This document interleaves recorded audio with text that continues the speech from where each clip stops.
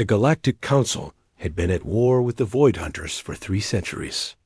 Every civilized species in the galaxy knew the ancient record spoke of a lost race called humans who had vanished 2,000 years ago, leaving behind only ruins and legends of their incredible war machines. Admiral Kresh of the Blue Fleet stared at the tactical display, showing another devastating defeat. The Void Hunters had just destroyed the 7th Defense Line, wiping out 43 ships and 12 colonies in a matter of hours. His four-armed frame trembled with exhaustion as he reviewed the casualty reports.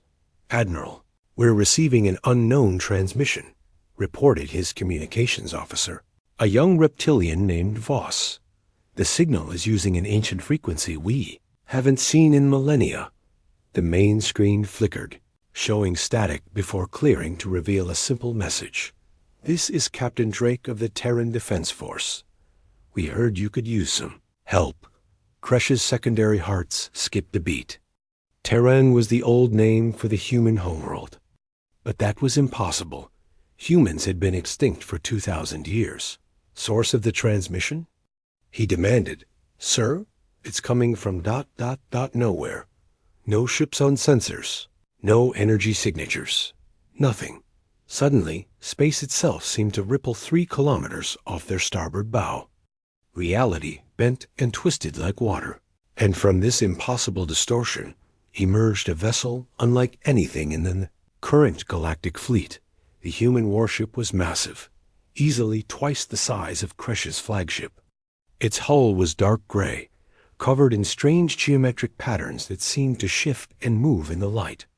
No windows were visible, no obvious weapons. Yet something about its presence made every alien on the bridge step back instinctively. "Impossible," whispered Dr. Nala, the fleet's chief historian. "The design matches fragments we found in the ruins, but the technology... We've never seen anything like this." The ship broadcast again. "Admiral Kresh, we know you're fighting the Void Hunters. We've been watching from ... elsewhere. May we come aboard?" Kresh looked around his bridge at the faces of his crew. Dozens of different species united in their shock. The Galactic Council represented 47 worlds and countless billions of lives, all hanging on the edge of extinction. If there was even a chance these mysterious humans could help ... double quotes, "Permission granted," he said finally. Docking Bay 7. What materialized in the docking bay defied explanation. No shuttle had left the human ship. No transporter beam had activated. 3 figures simply appeared as if stepping through an invisible doorway. They looked exactly like the ancient statues and paintings, bipedal, mammalian, with forward-facing eyes and strange patches of hair on their heads. But there was something else, something that made even the bravest warriors in Kresh's escort unconsciously reach for their weapons. Humans moved with absolute confidence, as if they owned not just the ship, but the very space around them. Their leader, Captain Drake, was a tall female with short dark hair and eyes like ice. She wore a simple black uniform with no visible technology, yet sensors couldn't seem to get a proper reading on her. "Admiral," she said, her voice carrying easily through the bay, despite the thin atmosphere. "We apologize for our long absence. We've been ... busy." "Busy?" Kresh found his voice. "Your species disappeared 2,000 years ago. We thought you were extinct." Drake smiled, and somehow that expression was more unsettling than comforting. "Extinct? No, Admiral. We just went somewhere else for a while. Somewhere we could grow, learn, and prepare. Prepare for what? For this war. We knew the Void Hunters would eventually find this galaxy. We've been fighting them in other places, other dimensions. We've learned their weaknesses." The second human, a male called Commander Blake, stepped forward carrying what looked like a simple metal briefcase. "Admiral, your fleets are using kinetic weapons and energy shields. That's why you're losing. Those are the most advanced weapons in the galaxy." Protested Dr. Nila. Blake opened the briefcase, revealing what looked like ordinary rocks. The Void Hunters don't exist in normal space the way we do. Your weapons pass right through their real bodies. But these ... He picked up one of the stones, and it began to glow with an inner light that made everyone's vision blur. These are fragments of collapsed reality. They can touch what cannot be touched. Captain Drake looked directly at Kresh. Admiral, we're offering an alliance. Our ships, our weapons, our knowledge, in exchange for the right to call this galaxy home again. Kresh stared at the 3 impossible humans standing in his docking bay. Everything about them screamed of power barely contained, of knowledge that bent the rules of physics. What guarantee do we have that you won't simply conquer us after the Void Hunters are gone? Drake's smile widened. Admiral, if we wanted to conquer you, would we have asked permission to come aboard? Asterisk the human warship. Defiance took position at the center of Admiral Kresh's formation as they approached the contested Epsilon sector.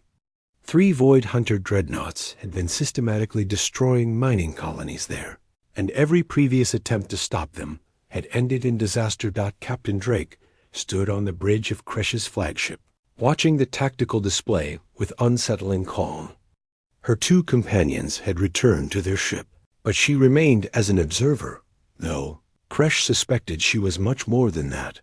Void Hunters emerging from subspace, announced Tactical Officer Brix. His insectoid features twitching with nervousness.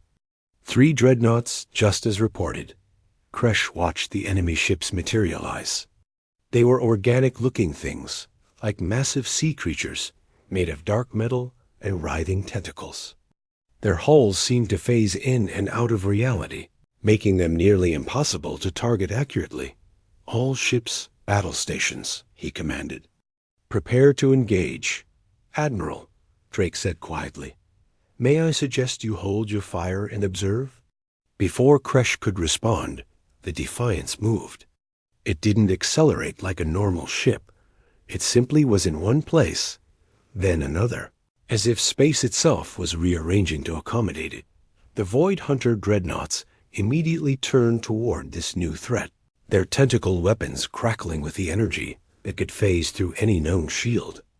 They fired simultaneously, streams of reality-warping force that had destroyed 1,000 Allied vessels.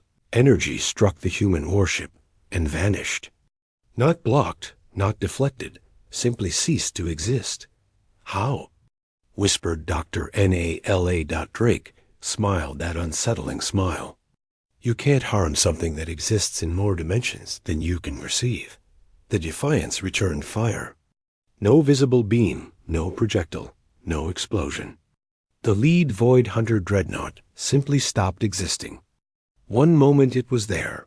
The next moment there was empty space, as if it had never been. Impossible, breathed Kresh.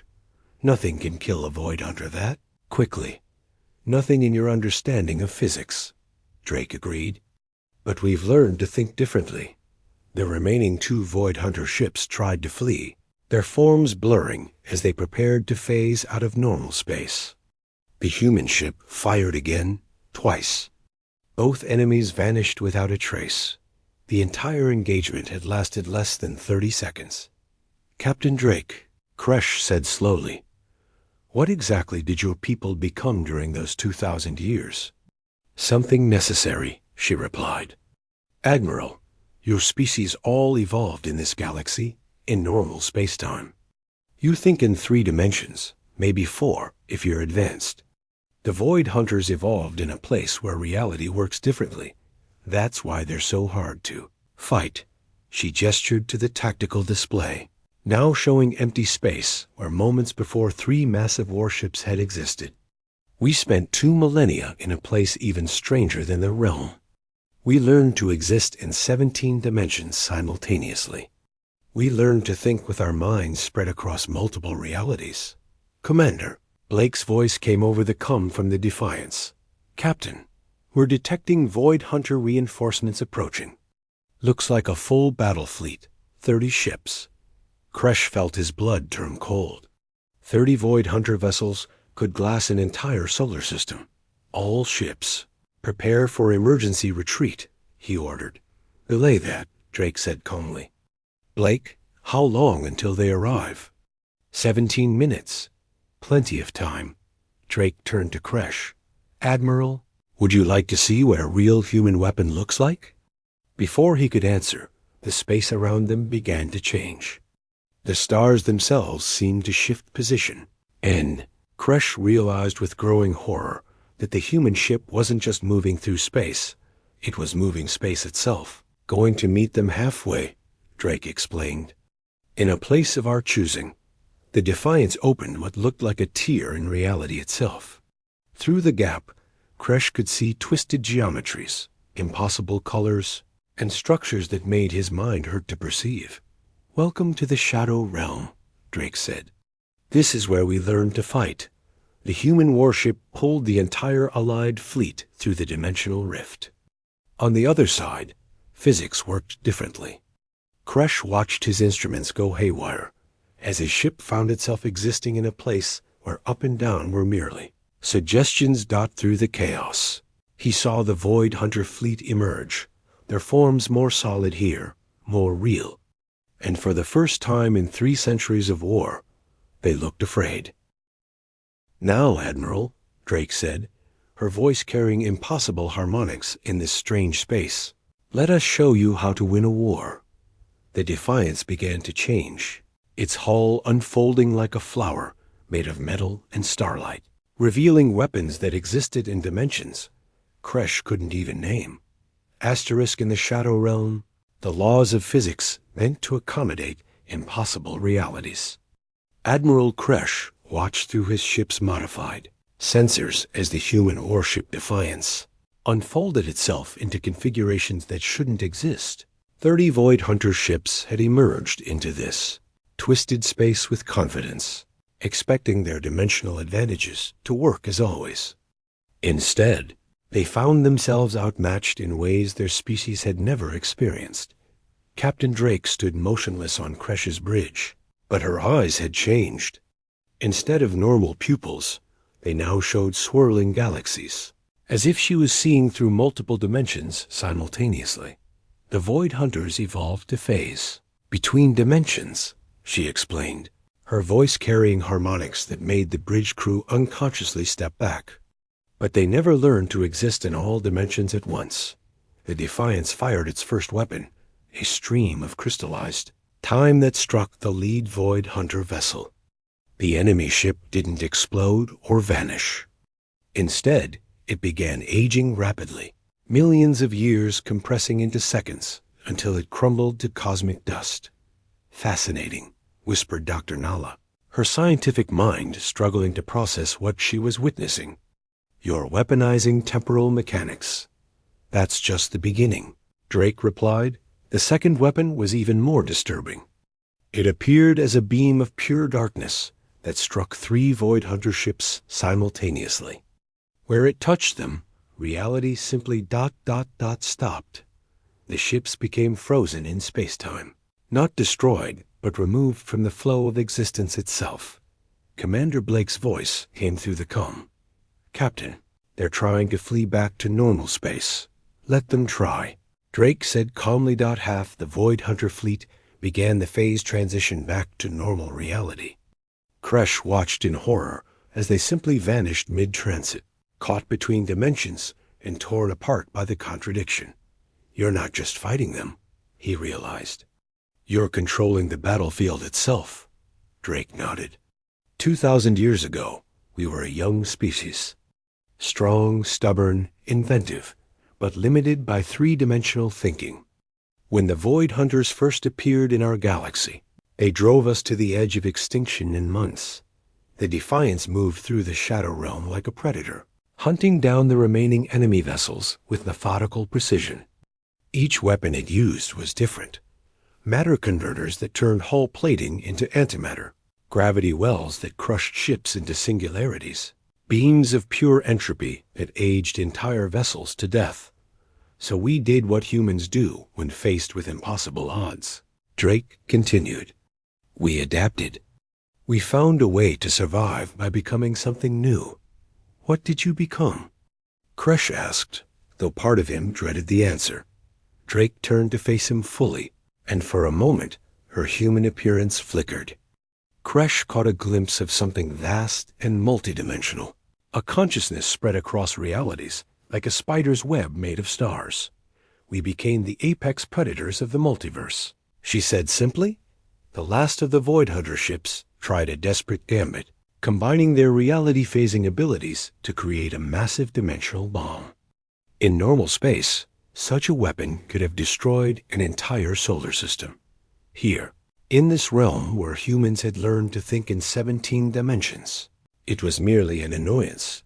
The Defiance absorbed the explosion, its hull drinking in the chaotic energies and converting them into something else entirely. When the light faded, the human ship had grown larger, more complex, as if feeding on the attack.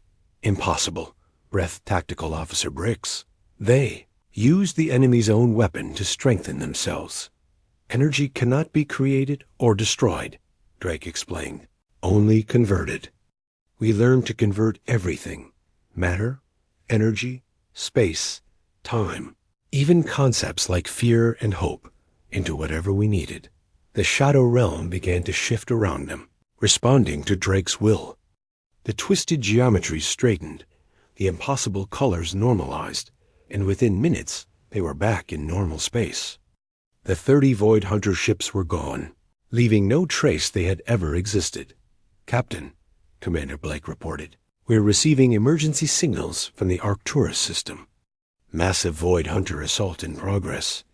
Drake looked at Admiral Kresh. "Admiral, your ships aren't fast enough to reach Arcturus in time to save the colonies there. But we can take you through the quantum foam. A journey of 17 parsecs in 17 seconds. Kresh stared at this impossible human, female who spoke of traveling faster than light, as casually as discussing the weather. "What will it cost us?" "Nothing you aren't already willing to pay," she replied. "You want to save lives. We want to come home. Our goals align perfectly." She gestured toward the view screen, where space itself was beginning to ripple again. "Admiral, will you trust us to carry your fleet into battle once more?" Looking at the tactical reports, showing millions of innocent lives hanging in the balance, Kresh made his choice. "Take us through." The quantum foam journey to Arcturus lasted exactly 17 seconds. But for Admiral Kresh, it felt like falling through the dreams of sleeping gods. When normal space reasserted itself around the fleet, he found himself staring at the largest Void Hunter armada ever assembled. 200 enemy vessels surrounded the Arcturus system like a swarm of metallic locusts. The 3 inhabited planets were already showing signs of the reality-warping bombardment that preceded full harvesting. Billions of lives hung in the balance. "Admiral," reported Communications Officer Voss, "we're receiving final distress calls from Arcturus Prime. The planetary shields are failing." Captain Drake stood calmly beside Kresh's command chair, but her eyes now showed the swirling depths of black holes. When she spoke, her voice carried the weight of collapsing stars. "Blake, initiate Protocol 7. "Protocol 7 confirmed," came the reply from the Defiance. "All crew, prepare for dimensional cascade." Kresh watched in fascination and growing unease as the human warship began to change. Its hull flowed like liquid metal, extending tendrils of crystallized spacetime that reached out to touch each ship in the Allied fleet. "What's happening to my vessels?" he demanded. "We're sharing our capabilities," Drake explained. "Your ships will temporarily exist in multiple dimensions. Your weapons will be able to harm the Void Hunters directly." The sensation was indescribable. Kresh felt his consciousness expand beyond his physical form, suddenly aware of the ship existing in layers of reality he had never perceived. His crew gasped and stumbled as their minds struggled to process 17-dimensional awareness. "All ships," he heard himself say, his voice now carrying impossible harmonics. "Engage the enemy." What followed was not a battle, but a revelation. The Allied fleet, now enhanced by human technology, tore through the Void Hunter armada like weapons of pure concept-given form. Admiral Kresh watched his own ship's main gun fire a beam of crystallized possibility that struck an enemy, dreadnought, and convinced it to never have existed. But it was the defiance that truly demonstrated the evolution of human warfare. The massive warship didn't just fight, it rewrote the rules of combat itself. Enemy weapons fired and struck nothing. Enemy ships tried to phase shift and found themselves trapped in dimensional loops. Reality itself became the human's weapon. Incredible, breathed Dr. Nala, her scientific instruments registering readings that broke several fundamental laws of physics. They're not just using advanced technology, they're manipulating the basic structure of existence. Drake smiled, and for a moment, her human form seemed to encompass entire galaxies. We learned something important during our exile, Doctor. The universe isn't as fixed as most species believe. Reality is more like a language, and we became fluent. In less than an hour, 200 Void Hunter vessels had been reduced to quantum echoes. The Allied fleet hung in space around the saved worlds of Arcturus, their crews struggling to process what they had just experienced. Captain Drake, Admiral Kresh said slowly, we need to talk. They met in the Defiance's conference room, a space that seemed to exist in several dimensions simultaneously. The walls showed views of different realities, some where the war had already been won, others where it had never begun, still others where entirely different species had evolved to fight entirely different threats. You're not really human anymore, are you? Kresh asked directly. Drake considered the question seriously. We're what humanity chose to become when faced with extinction. We kept our core values, protection of the innocent, loyalty to allies, the drive to explore and grow. But we shed the limitations of single-dimensional existence. Commander Blake materialized beside her, his form slightly transparent, as if he was only partially present in this reality. Admiral, the Void Hunters aren't just invaders. They're a test. A test? Every galaxy eventually faces them, Drake explained. They're attracted to civilizations that have reached a certain level of development. Most species try to fight them with conventional weapons and tactics. They lose, but some species, Blake continued, find a way to evolve beyond their original limitations. They transcend their native dimensional constraints and become something new. Something capable of true defense. Asterisk. Kresh felt pieces clicking into place in his mind. You're saying this whole war is some kind of cosmic graduation exam? In a sense, Drake nodded. And the Galactic Council is failing.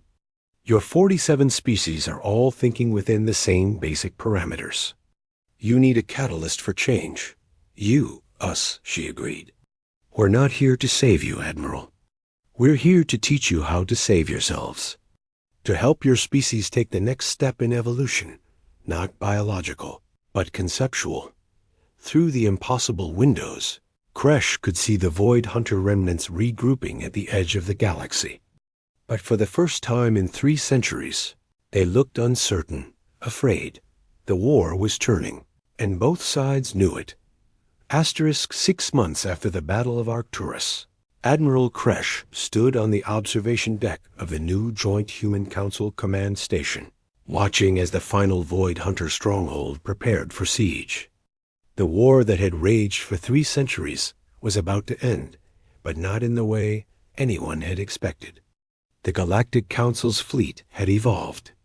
Ships from 47 different species now moved with impossible grace through folded spacetime, their hulls gleaming with technologies that bent reality to their will. Captain Drake's promise had been kept. Humanity hadn't conquered the galaxy, they had taught it to conquer itself. Admiral, came a voice behind him. He turned to see Dr. Nala, but she was different now.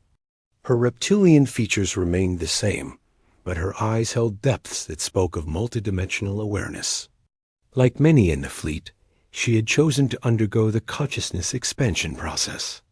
The final assault fleet is ready, she reported.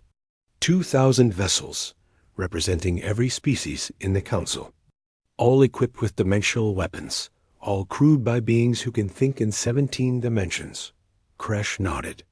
He had chosen the enhancement himself 3 months ago. The process had been ... enlightening. He still felt like himself, still cared about the same things, but his understanding of existence had grown beyond anything he had imagined possible. And the Void Hunters? Holed up in their reality fortress at the galactic core. They're afraid, Admiral. For the first time in their species' history, they face an enemy that has surpassed them. Through the station's enhanced sensors, Kresh could perceive the enemy stronghold, a massive construct that existed partially outside normal spacetime, anchored to a black hole and defended by weapons that could unmake entire solar systems. Once, such a fortress would have been absolutely impregnable.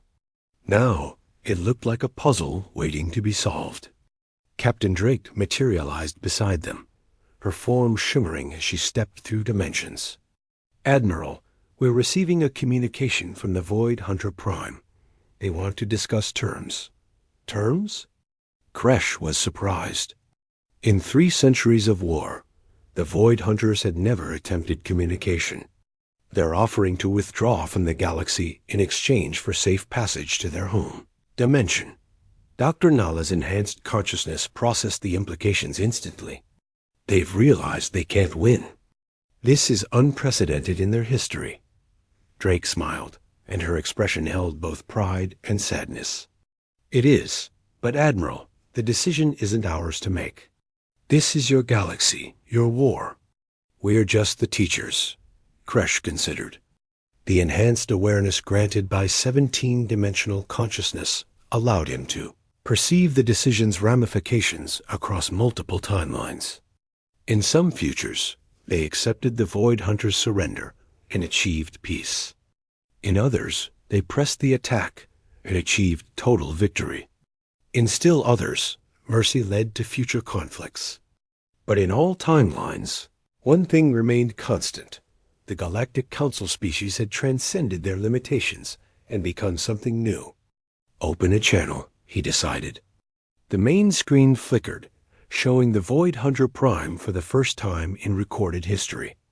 It was a being of living darkness and twisted geometry, existing in so many dimensions simultaneously that normal minds couldn't have perceived it at all. Council Admiral. It spoke in harmonics that bypassed the ears and spoke directly to consciousness. Your species have become ... problematic. We offer withdrawal in exchange for safe passage. Why should we accept? Kresh asked. We can destroy your fortress. We can hunt down every one of your kind across the dimensions. Yes, the Prime admitted. You have become what we feared most, a species that evolved beyond its origins while retaining its original values. You are no longer prey, but we are not yet predator enough to face you. Drake stepped forward. Prime, there's something you should know. This galaxy isn't the first to evolve beyond your reach. There are others, scattered across the multiverse. Humanity has been building a network. The Void Hunter Prime's form shifted, betraying what might have been fear. A network? Of evolved species. Of those who passed the test and chose to help others do the same. You've been thinking like isolated predators in a universe full of isolated prey. But the prey are learning to work together across dimensional barriers.